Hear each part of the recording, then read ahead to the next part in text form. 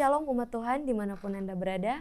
Berjumpa lagi bersama dengan kami di diskusi Sekolah Sabat bersama dengan Departemen Komunikasi Uni Indonesia Kawasan Barat. Dan sepanjang kuartal ini kita membahas tentang buku Yesaya dengan judul Yesaya, Hiburkanlah Umatku. Dan pekan ini kita membahas tentang Raja Damai yang Mulia. Dan seperti biasa saya tidak sendiri, saya sudah ditemani dengan narasumber kita, Pendeta David Panjaitan, Direktur Komunikasi Uni Indonesia Kawasan Barat. Shalom Pendeta. Shalom Bella, pemirsa dimanapun Anda berada. Puji Tuhan Pendeta, walaupun pakai face shield tapi sehat kan Pendeta? Oh sehat-sehat, Puji justru Tuhan.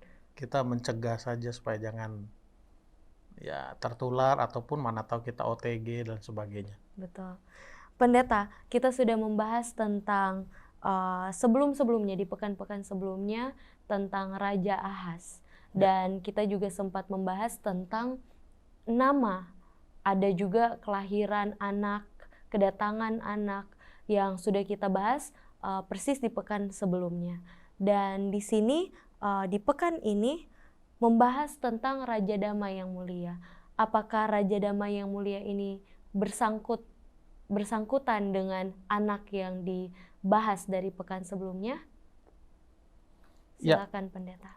Jadi pelajaran kita kan diawali dengan satu cerita penemu daripada bom atom ya. Ya. Jadi waktu dia ditanya, disuruh memberikan satu speech ya, satu pidato lah ya. Lalu ditanya, kira-kira apa sih penangkal yang paling manjur untuk menghadapi bom atom ini? Lalu si pembicara katakan, hanya satu, yaitu damai. Jadi kalau tidak ada peperangan, tentu alat itu tidak dipakai. Tapi karena ada peperangan, saling membenci satu dengan yang lain, maka alat itu dipakai. Nah, yang menjadi persoalan adalah di alinea yang ketiga ini, Bella. Ya. Damai adalah mimpi yang sulit dipahami oleh umat manusia. Diperkirakan bahwa sejak permulaan sejarah dunia, sudah sejarah ya, dunia ini hanya mengalami masa damai selama 8% dari waktu yang ada. Wah, kecil sekali. Ini sangat Kecil sekali. Sangat mengkhawatirkan ya, dari sekarang 2020 kan? Iya. Akhir 2020 atau ya tahun 2021 lah pelajaran Sekolah Sabat kita hanya 8%. Selebihnya itu tidak ada damai. Tetapi pelajaran Yesaya mengingatkan Raja Ahaz dan kita bahwa akan datang Raja Damai yang akan memberikan kedamaian kepada umat manusia. Kira-kira seperti itu gambaran dari pelajaran hari apa? Hari Sabat petang. Ya. Jadi berarti pekan lalu kita sudah membahas tentang ada anak yang akan datang, berarti inilah kelanjutan atau ini hubungannya dengan pekan lalu ya Pendeta? Ya, pembahasan benar. Inilah Raja Damai yang datang benar. itu. Baik. Walaupun Yesaya menyampaikan itu kepada Raja Ahaz, kepada orang Yehuda, karena kembali untuk meyakinkan bangsa Yehuda atau kerajaan Yehuda dan juga Ahaz bahwa mereka selamanya tidak akan menderita. Mereka tidak akan selamanya akan mengalami kesusahan. Mereka tidak akan selamanya menghadapi masa-masa peperangan. Tetapi mereka akan mengalami satu masa yaitu damai. Nah, yang menjadi persoalan adalah apakah itu akan digenapi di masa mereka atau di masa yang akan datang. Tetapi dengan berjalannya waktu, apa yang dikatakan oleh Yesaya itu digenapi jauh setelah Raja Ahaz sudah tidak ada. Tapi berarti ini juga yang menguatkan kalau ternyata bukan Hizkia atau anak-anak lain yang diramal, dialah anak yang disebut oleh Yesaya ya Pendeta? Betul. Baik, jadi selama sepekan ini kita akan membicarakan tentang Raja Damai itu, oknum yang memberikan kedamaian itu. Dan sekarang kita masuk ke hari Minggu, Pendeta, akhir masa suram Galilea. Dan ini fokusnya di Yesaya 9. Dan di Yesaya 9 ini bagaimana akhirnya menceritakan tentang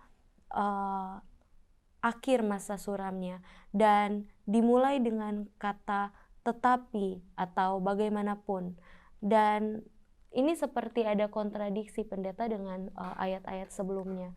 Karena di Yesaya 9 dimulai dengan kata tetapi atau bagaimanapun juga.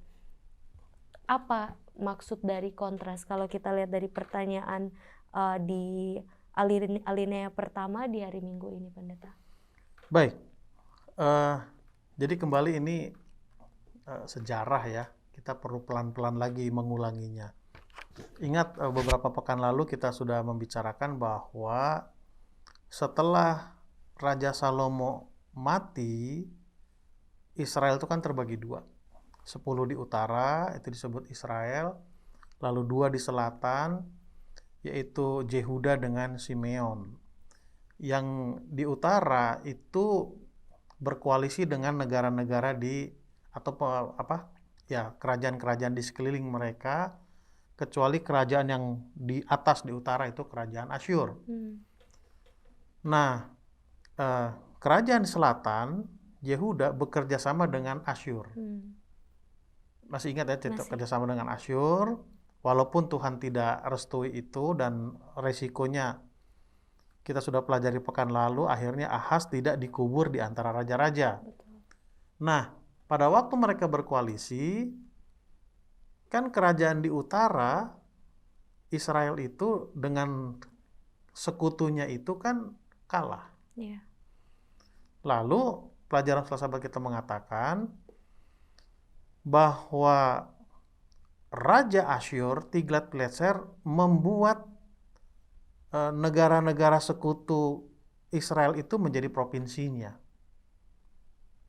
Intinya adalah bahwa kerajaan di utara itu dijajah oleh Asyur, karena Asyur bekerja sama dengan Ahaz, Yehuda di bawah.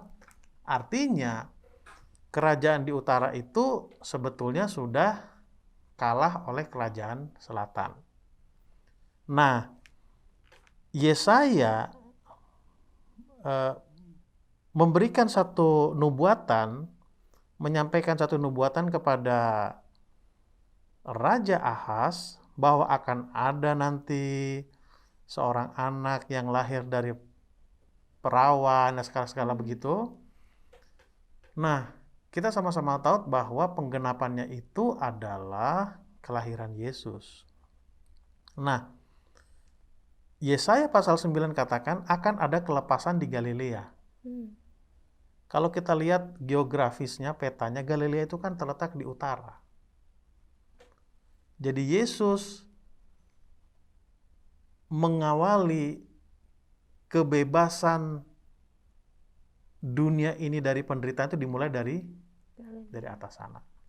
Pelajaran sahabat kita katakan, yang menderita lebih dulu saja mendapatkan kelepasan. Apalagi kita. Itu maksud daripada pelajaran apa? Hari Minggu ini. Jadi sebenarnya kedatangan kedatangan Yesus di Galilea itu bukan suatu kebetulan ya, Pendeta? Bukan, sudah direncanakan, sudah dinubuatkan. Baik. Dan di sini saya tertarik untuk membacakan di Yesaya 8 di alinea pertama dari sekolah sahabat kita di hari Minggu. Yesaya 8 ayat 21 dan 22 menggambarkan kondisi yang tidak berpengharapan dari mereka yang berpaling kepada okultisme, gantinya datang kepada Allah yang benar. Kemanapun mereka memandang, mereka akan melihat hanya kesesakan dan kegelapan, kesuraman yang mengimpit, dan mereka akan dibuang ke dalam kabut. Jadi sebenarnya Pendeta di sini mereka yang sudah bergabung dengan kepercayaan dari Raja Ahaz sebelumnya, mereka pun masih tidak mau untuk menerima Yesus ya pada saat itu. Jadi mereka masih tetap menganut okultisme dengan ketakutan-ketakutan yang mereka sudah terima dari saat zaman Raja Ahaz. Ya, artinya begini. eh, kan kita akan pelajari nanti pekan depan bahwa eh, kerajaan di utara dan di selatan kan akhirnya kan hilang. Secara kerajaan ya, hilang. Yang ditawan lah dan lain sebagainya. Termasuk tahun 70 Yerusalem itu Ka'bah di Yerusalem itu dihancurkan dan Yesus sudah nubuatkan. Artinya secara kerajaan kan mereka sudah dijajah oleh negara lain. Itu nanti ada hubungannya dengan Daniel pasal 2, Daniel pasal 5 itu nubuatan mimpi Raja Nebukadnezar dan lain sebagainya. Nah, okultisme itu datang atau masuk ke ajaran-ajaran gereja itu tanpa terasa. Yang pernah saya katakan bahwa banyak orang yang sudah meyakini Alkitab tapi masih mempraktekkan keyakinan okultisme mereka. Spiritisme ya contoh saja lah zaman sekarang ini Bella dan pemirsa kan banyak orang masih menaruh kepercayaan kepada kalau boleh saya katakan peramal-peramal lah yang bisa baca tulisan lah dan lain sebagainya, peramal-peramal lah boleh saya katakan seperti itu. Walaupun mereka mengaku bahwa mereka percaya kepada kekristenan. Baik, Pendeta. Jadi sebenarnya di sini akhir masa suram Galilea, kedatangan Yesus pun itu bukan saja mengenai penjajahan atau apapun itu, tapi juga kepercayaan mereka. Jadi masa suram bukan dalam keadaan sekitar juga, tapi sebenarnya iman pribadi juga kedatangan Yesus itu sedang ini loh akhir masa suram dari kepercayaan kalian, akhirnya dikembalikan lagi kepada yang seharusnya. Baik, Pendeta, kita pindah ke hari Senin. Oke. Seorang anak bagi kita. Ini sudah lebih berfokus lagi. Silakan, Pendeta. Nah, ini sebetulnya kalau kita melihat ada gambaran yang besar, semakin mengkerucut, yang akhirnya mengarah kepada Yesus Kristus kan begitu. Mengarah kepada Yesus Kristus. Baik. Kita akan bacakan saja beberapa hal-hal penting dari pelajaran Sekolah Sabat ini kan. Iya. Oke, dari alinea yang kedua. Perhatikan bahwa pembebas ini memiliki beberapa nama yang menggambarkan dia dengan berbagai cara. Jadi satu kebiasaan, satu tradisi bahwa dewa itu punya sebutan, ya, nama-nama sesuai dengan situasi yang terjadi. Oke, kita akan bacakan di sini.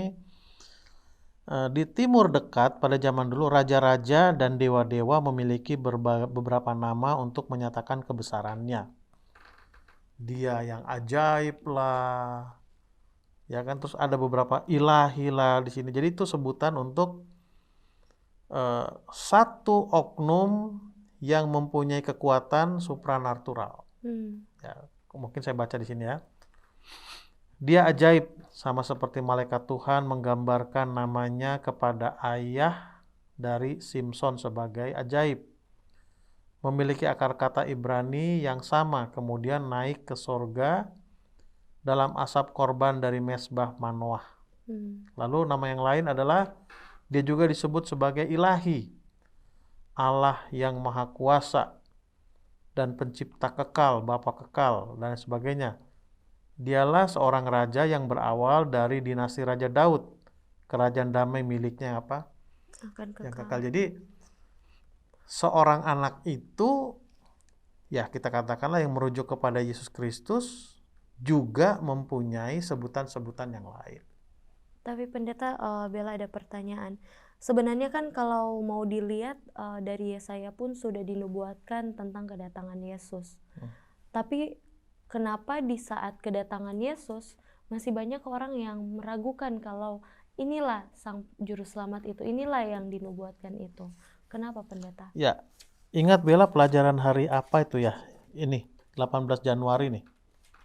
Kalau pemirsa dan Bella masih ingat, kecenderungan alamiah kita adalah mempercayai apa yang kita dapat lihat, Ya. raba, rasakan, dan sentuh. Jadi bagi orang-orang saat itu, mereka mengartikan, menerjemahkan nubuatan kedatangan seorang raja itu dengan satu situasi yang wah.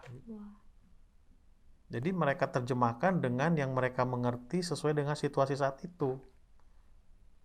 Wah, kalau raja kan lahirnya harus di tempat yang wah, gitu. Sementara Yesus Kristus lahirnya di kandang domba. Tidak dapat tempat malah kan begitu. Lalu lahir dari pasangan yang belum menikah lagi kalau menurut catatan sejarah kan begitu. Jadi normal saja. Mungkin kalau itu terjadi kepada kita sekarang ya, mungkin kita pun akan melakukan hal yang sama. Tidak menutup kemungkinan. Tidak menutup kemungkinan kita akan melakukan hal yang sama. Karena itulah kebiasaan kita manusia, seperti yang pernah penulis katakan bahwa manusia itu memang sudah materialistis. Materialistis itu artinya segala sesuatu diukur dengan materi. Materi itu artinya sesuatu yang bisa diraba, dilihat, dan dirasakan. Kira-kira seperti itu, Bella. Pendeta, saya tertarik mau bertanya tentang pertanyaan di akhir dari hari Senin. Apakah yang dijelaskan oleh kutipan ini kepada kita tentang karakter Allah berhubungan dengan kutipan Ellen White yang sebelumnya? Saya bacakan ya, Pendeta. Ya. Ketika Kristus datang ke dunia, iblis berada di sana dan menentang dia dalam setiap langkahnya dari palungan hingga tiba di Kalvari. Iblis telah menuduh Allah menuntut penyangkalan diri dari malaikat-malaikat. Padahal ia tidak tahu apa-apa tentang apa artinya dirinya sendiri. Dan ia sendiri pun tidak mau mengorbankan dirinya sendiri untuk orang lain. Inilah tuduhan yang dibuat oleh iblis melawan Allah di surga. Dan setelah si jahat dibuang dari surga, dia tetap menuduh Tuhan dengan tuduhan bahwa ia menuntut pelayanan yang ia sendiri tidak ingin lakukan. Kristus datang ke dunia untuk menghadapi tuduhan palsu ini dan menyatakan Bapa. Karakter Allah yang mana yang dimaksudkan dari kutipan ini, Pendeta? Oke, kalau kita bisa gambarkan dari kutipan ini ada dua orang, yang satu menuduh ini terus kan begitu, menjelek-jelekan. Tapi menariknya yang dijelek-jelekan ini diam aja. Ya, dari situ kita bisa lihat bahwa karakter Allah itu kasih ya, kasih. Lalu karakter Allah itu dia tidak mau membalas apa yang dikatakan oleh setan itu secara frontal ya. Ya sederhananya kalau boleh saya katakan bahwa karakter Allah itu adalah kasih. Dia tidak menyerang secara frontal. Justru dia datang langsung ke dunia ya, Pendeta. Dia datang, dia tunjukkan bahwa ya memang aku kasih. Karena bukti kasih adalah memberi kan. Luar biasa sekali. Dan kita pindah ke hari Selasa, Pendeta. Tongkat murka Allah masih tetap di Yesaya 9. Silakan, Pendeta. Oke. Saya akan masuk kepada alinea yang kedua ini. Apa sih tongkat murka Allah itu ya? Ya. Jika Allah ingin menghancurkan umatnya, dia dapat menyerahkan mereka kepada bangsa Asyur dengan segera. Namun dia sabar, karena ia menghendaki supaya jangan ada yang binasa, melainkan supaya semua orang berbalik dan bertobat.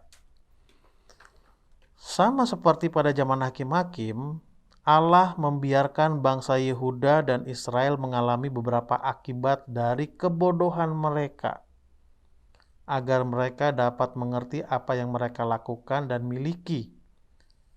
memiliki kesempatan untuk membuat pilihan yang lebih baik. Ketika mereka tetap melakukan kejahatan dan mengeraskan hatinya menentang Dia dan panggilan yang Ia sampaikan melalui utusannya, maka Dia lebih jauh lagi menarik perlindungannya dari mereka. Namun mereka tetap memberontak. Pola ini terus berulang dan terus menuju kemerosotan hingga akhirnya tidak ada lagi yang Allah dapat lakukan. Jadi sering orang menerjemahkan situasi yang terjadi itu adalah karena Tuhan marah. Tapi menurut apa yang kita baca tadi, sebetulnya Tuhan kalau mau membuat bangsa itu binasa gampang saja, ya biarin aja gitu. Tetapi Tuhan tidak mau lakukan itu. Kenapa? Karena Tuhan selalu mempunyai satu kerinduan supaya semua orang apa? Selamat. Nah, yang menjadi persoalan adalah, ya bukan persoalan, yang sering terjadi adalah bangsa itu terus mengulang-ulangi. Jadi, karena terus diulang-ulangi, seolah-olah Allah lah yang menghindar dari mereka. Tapi sebetulnya karena perbuatan mereka lah, jadi mereka menjauh dari siapa?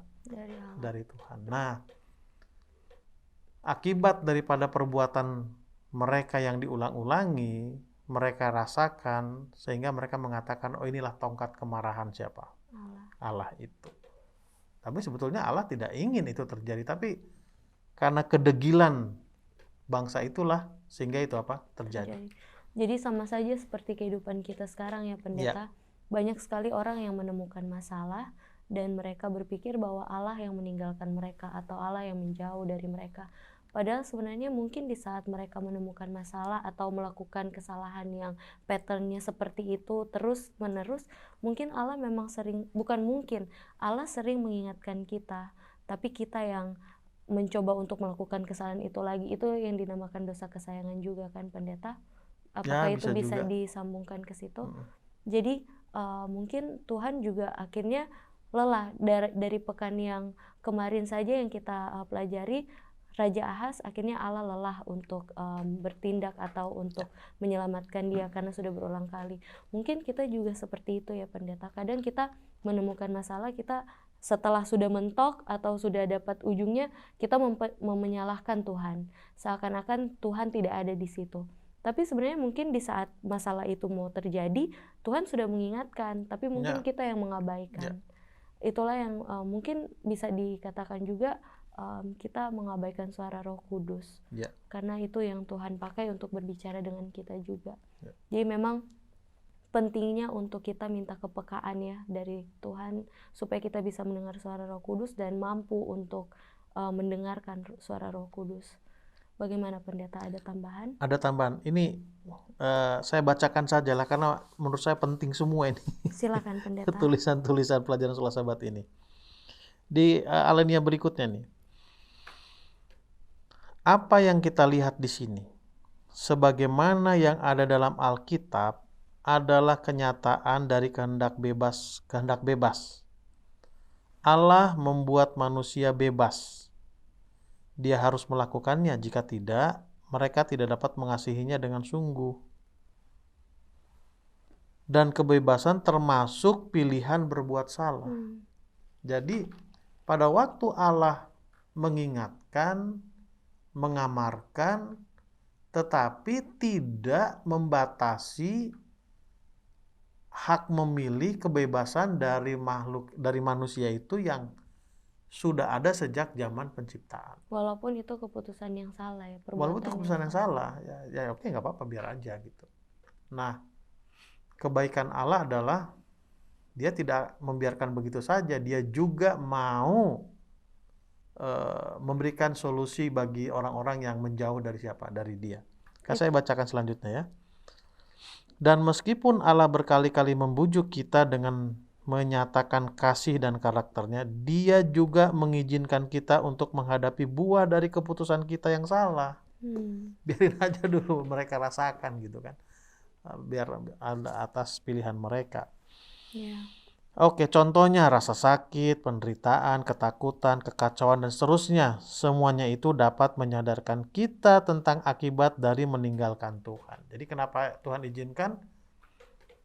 Supaya kita sadar bahwa oh ini rupanya akibatnya, ini rupanya rasanya kalau kita menjauh dari siapa? Dari Tuhan. Saya tertarik yang pendeta bacakan tadi yang, dan meskipun Allah berkali-kali membujuk. itu sangat dalam artinya. Bagaimana Tuhan berkali-kali membujuk kita, tapi ternyata kita masih bebal ya pendeta. Kadang kita yang menyebabkan rasa sakit dan penderitaan dan lain-lain. Kita pindah ke hari Rabu, akar dan cabang menjadi satu. Tetap ini berfokus juga seperti hari Selasa ya pendeta. Senin. Seorang anak bagi kita, ini juga fokus kepada Yesus. Silakan pendeta. Ya, ini lebih diperjelas lagi siapa sih sebetulnya anak itu yang digambarkan sebagai tunas Isai ya, tunas Isai. Oke, saya akan bacakan saja di sini. Yesaya 11 ayat 1 mengambil gambaran pohon tumbang dalam Yesaya 10 nih ya, ayat 3 dan 33 dan 4.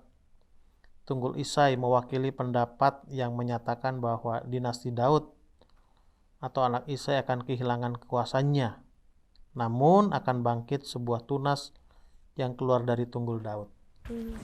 Ya kan kita lihat perjalanan sejarah bangsa Israel kan setelah Saul kan Daud. Dari Daud Salomo terbagi dua, Rehabeam, Jerobeam, utara dan selatan. Setelah itu kan hilang kerajaan itu kan. Ya ditawan di Babylon, di Babel dan lain sebagainya. Tetapi secara kerajaan mereka hilang, tapi kan secara suku kan mereka tetap ada. Nah, kita bisa lihat di Matius pasal 1 bahwa Yesus itu genealoginya ya, garis keturunannya ke atas itu adalah siapa? Dari Daud.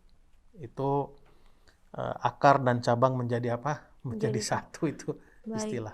Jadi sebenarnya ini lebih memperjelas lagi keturunan dari Yesus, dari mana datangnya, dengan karena ini juga berbicara tentang mengambil metafora ya pendeta. Tidak langsung eksplisit dijelaskan. Jadi di sini dijelaskan kembali dari metafora tersebut. Dan saya ada pertanyaan pendeta dari sekolah sahabat kita hari Rabu, yang pertanyaan ketiga kalau dari Bolt. Dalam cara apakah pemerintahan keturunan Daud mengembalikan efek jahat dari dosa dan kemurtatan?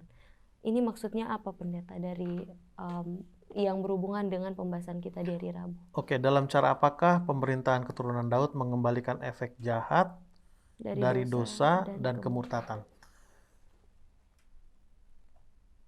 Yesus kan datang ke dunia untuk menanggung dosa kita. Jadi Yesus adalah keturunan Daud. Kan itu kita tadi sudah bicarakan. Jadi dengan kematian Yesus itu upah dosa atau kejahatan mereka itu sudah ditanggung oleh siapa? Oleh Yesus. Dengan kata lain, sebetulnya siapa saja yang sudah menerima dia sebagai juru selamatnya, sudah ada satu jaminan bahwa orang itu tidak akan pernah merasakan lagi upah dosa itu. Sudah tidak merasakan lagi. Tetapi tetap pelajaran yang kemarin, hak memilih itu masih tetap menjadi bagian siapa? Bagian manusia. Baik, jadi sebenarnya di sini dijelaskan kembali bahwa pemerintahan dari keturunan Daud itu yaitu Yesus, kematian Yesus itulah untuk membangun kembali kehidupan yang lebih baik. Baik pendeta. Dan kita ke hari Kamis, mungkin pendeta ada tambahan sebelum kita pindah ke hari Kamis? Oke, saya akan bacakan lagi saja ini. Silakan. Alinea yang terakhir tapi yang bukan bold. Dalam Yesaya 11, baik kedatangan Yesus yang pertama dan yang kedua dihadirkan dalam satu gambaran. Keduanya diikat menjadi satu sebab keduanya adalah dua bagian yang utuh. Seperti dua sisi bidang datar, rencana keselamatan agar dapat sempurna menuntut kedatangan yang pertama yang sudah terlaksana dan kedatangan yang kedua yang kita nantikan sebagai penyempurnaan pengharapan kita sebagai orang apa? Kristen. Jadi tidak dapat dipisahkan antara kedatangan pertama dan kedatangan apa? Yang kedua. Itu tidak dapat dipisahkan. Itu adalah satu paket, satu kesatuan rencana apa? Keselamatan. Baik, pendeta. Kita pindah ke hari Kamis. Engkau menghibur aku. Dan ini sudah berfokus di Yesaya 12. Silakan, pendeta. Nah, pelajaran Sekolah Sabat kita katakan, pada waktu masuk ke Yesaya pasal 12, Yesaya hampir saja membuka identitas siapa eh, akar dan cabang itu, siapa yang datang dari tunas Isai, lalu siapa anak laki-laki yang lahir dari perempuan itu. Dari mana? Ini lihat, Alenia yang kedua yang bukan bold ya. Yesaya 12 ayat 2 hampir saja mengungkap dengan jelas identitas pembebas yang akan datang sebagai Yesus. Ayat itu berkata, Allah adalah keselamatanku. Kenapa hampir dibuka identitasnya? Karena ia telah menjadi keselamatanku. Nama Yesus berarti Tuhan itu keselamatan. Yesus kan sama dengan Yosua sebetulnya kan. Tuhanku adalah penyelamatku. Jadi Yesaya hampir saja membuka. Walaupun secara eksplisit tidak dikatakan ini, tapi ada clue-clue yang disampaikan oleh Yesaya yang meyakinkan bangsa Yehuda bahwa yang akan datang itu yaitu siapa? Yesus. Baik, pendeta, nama Yesus itu disematkan untuk Yesus di saat di dunia itu, apakah itu dari malaikat pada saat malaikat berbicara dengan Maria, atau memang dari Maria sendiri memberikan nama itu? Kalau kita merujuk kepada kata Immanuel, malaikat hanya katakan Immanuel saja. Jadi saya punya keyakinan bahwa nama Yesus itu diberikan oleh kedua orang tuanya. Kedua orang tua. Ya, saya punya. Kenapa? Karena kalau kita pelajari lebih jauh tentang pernyataan malaikat Gabriel itu ya kepada Maria, karena Immanuel yang akan menyelamatkan dunia ini dan sebagainya. Jadi saya yakin nama itu diberikan oleh orang tuanya atas inspirasi dari sorga. Saya yakin itu. Baik. Jadi memang tidak ada yang kebetulan kembali tidak lagi ada. ya. Semua pendeta. sudah direncanakan. Semua memang. sudah direncanakan. Apakah pendeta ada tambahan lagi di hari Kamis ini? Oke, saya akan kembali bacakan. Kembali saya katakan ini penting semua dari apa? dari bacaan-bacaan ini. Oke, alinea berikutnya. Bukan saja Tuhan mengerjakan keselamatan. Dia sendiri adalah keselamatan. Hadirat yang kudus dari Israel di tengah-tengah kita adalah segalanya bagi kita. Allah beserta kita, bukan saja Yesus melakukan mujizat, dia menjadi manusia dan diam di antara kita. Bukan saja dia menanggung dosa-dosa kita di atas kayu salib, dia menjadi dosa karena kita. Bukan saja ia membawa damai, dialah damai kita. Jadi bukan saja dia yang mendamaikan kita sama sorga, tapi dengan apa yang dia lakukan, itulah yang membuat kita jadi apa? Damai. Tenang. Oh ya sudahlah. Jadi sama seperti orang yang punya salah, lalu datang seseorang menolong, orang itu yang mendamaikan, dan orang itulah yang membuat hati saya apa? Damai. Karena apa? Karena perbuatannya. Oke, lalu berikutnya. Tidak heran, pangkal Isai akan menjadi sebuah tanda bagi bangsa-bangsa. Ketika dia ditinggikan di kayu salib, dia akan menarik semua orang datang kepadanya. Satu umat sisa akan kembali kepada Allah yang Maha Kuasa. Anak yang lahir bagi kita, Raja apa? Raja Damai. Jadi memang Yesaya sudah nubuatkan kepada kita, termasuk kepada orang bangsa Yehuda dan Raja Ahaz, kita tidak akan menderita selamanya. Kita akan bebas. Dan kebebasan itu pasti.